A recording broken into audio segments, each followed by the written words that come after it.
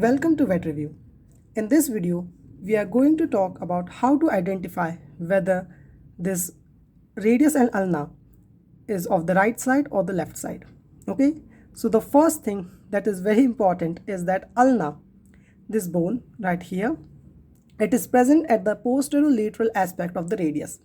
Okay, so with this one information, you can identify whether this pair of bones is of the right side or the left side. So I said posterolateral aspect. Okay, so this is posterior part and it should be placed laterally like this. Okay, so I know that this is right side. Okay, this is the bone of the right side, so right radius and right ulna. But if you don't have both of these bones fused together, if you have just either one of them, so what you are going to do, the first step that you can do is look at the proximal aspect of the radius if you just have radius. Okay, first we are just going to talk about radius. So at this proximal aspect, you have two facets. One is bigger, that is placed medially, and one is smaller, that is placed laterally. So with this information, you can tell that this is the medial side and this is the lateral side.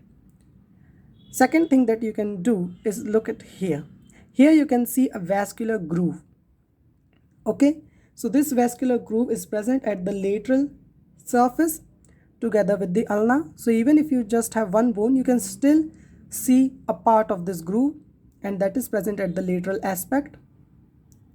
Okay, the other thing is radial tuberosity. Radial tuberosity is present at the anteromedial aspect of the radius. Okay, so these are few things that you can use to identify whether this radius is of the right side or the left side. Especially from this information, you are just going to see which surface is the lateral and which surface is medial. How you are able to see which one is anterior and which one is posterior? So anterior surface is continuous with the lateral and medial surfaces. So this is the anterior surface, and posterior surface is concave and it is divided from the medial surface, or it is separated from the medial surface by a very long border or a ridge. Okay, so with this information we can say that this is the posterior side, this is anterior side, so this radius is of the right side. Now what to do if you just have ulna?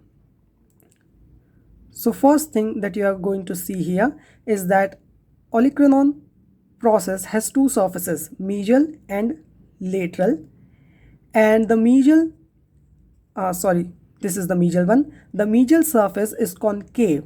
Okay, the medial surface is concave. I hope you are able to appreciate it from this view. And the lateral surface is little bit convex.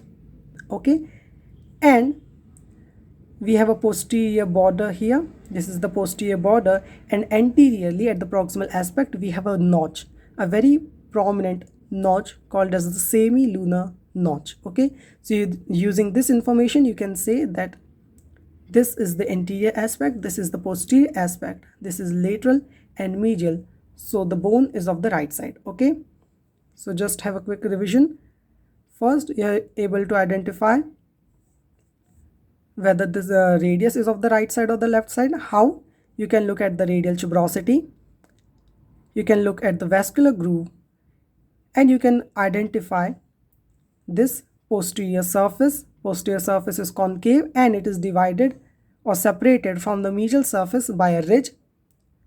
Okay, and how to identify the ulna, the side of the ulna? You can feel this olecranon process. Okay, so the medial side is going to be concave and the lateral side is going to be convex, plus the semilunar notch is present anteriorly.